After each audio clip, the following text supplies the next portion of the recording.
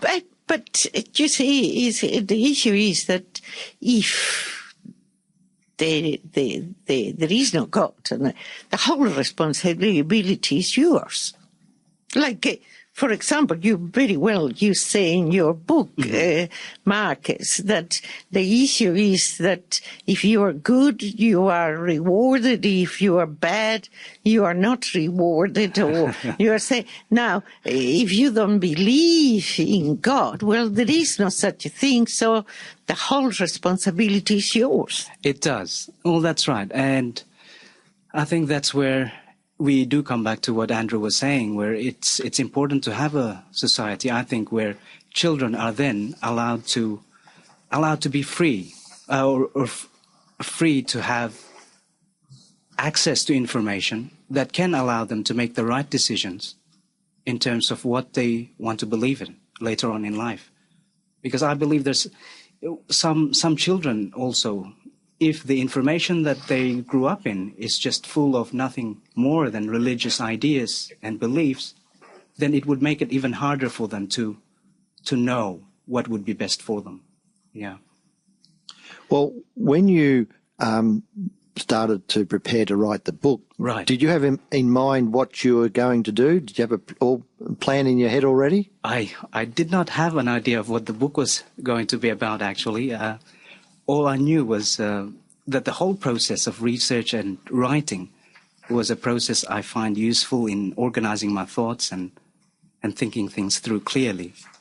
So from having written my first book, I discovered that writing books was a way for me to capture and dump everything I knew and understood about any subject matter. And my perspective continued to evolve as I read more and more.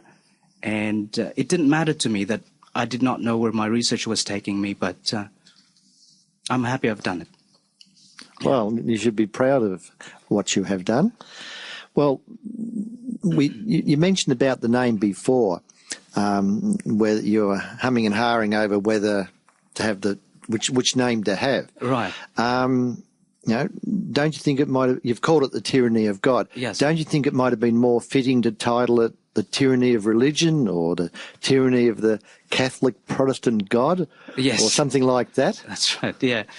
I mean, I had a few people asking me similar questions like that, and I mean, I didn't call it the tyranny of religion because I did not understand other religions enough for me to say that they are tyrannical. Buddhism, for example, is a religion that doesn't have a god or a central deity. And because I was born into a Christian family and grew up in a Christian country, I was more familiar with the concept of the Christian God. So I wanted to narrow my argument down to the Abrahamic God. And obviously I didn't call it the tyranny of the Catholic or Protestant God because I'm not singling out any particular religion. So if anything, I could have called it the tyranny of gods, but it sort of brings out, mythological feel to it, like Zeus or Thor, and I didn't want to tackle that. I just wanted to stick close to Abraham. Yes, yeah. Because as soon as you use plural gods, then Christians don't think you're talking about their God. Well, that's right, and it's useless because a lot of those gods no longer have an emotional attachment to them. You know, people have stopped believing them a long time ago.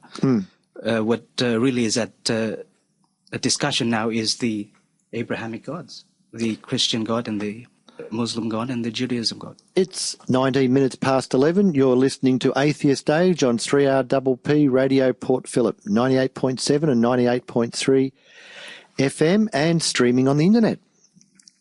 I'm Andrew Rawlings, and in the studio with me, Elida Radig, and we're talking to Marquez Comelab, the author of The Tyranny of God. And I think I was just about to ask you a question. Yes. If you don't think God exists, then why call something that doesn't exist tyrannical? Yes.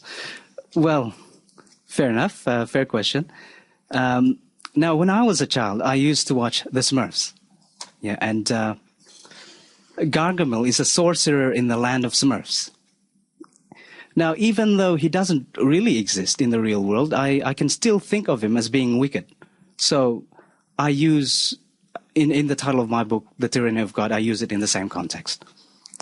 Well, I can't argue with that logic. I can think of a lot of imaginary villains on television that, we would call tyrannical. Yes.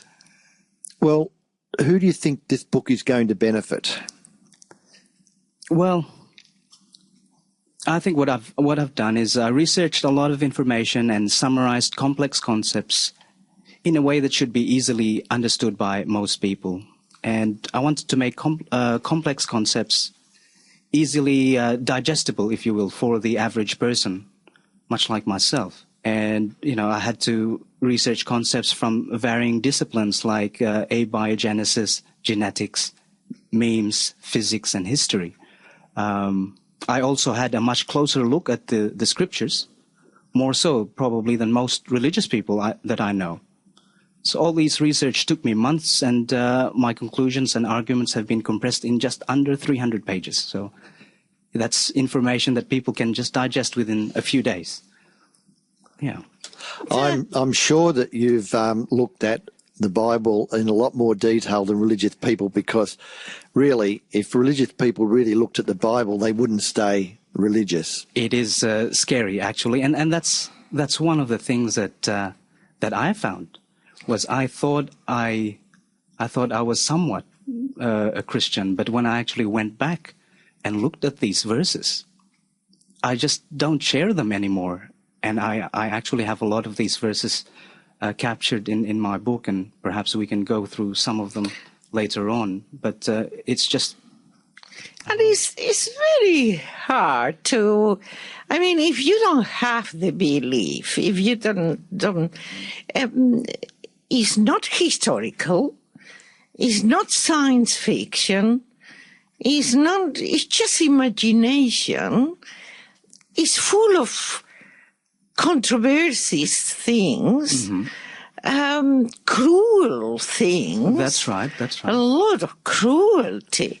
And that's it's not a book that you really want to have it as a bedtime, really. Oh, definitely not. And isn't that so conflicting, because religion is being put out as a guide to morality, and yet when you actually take a look at the stories in there, it's horrible.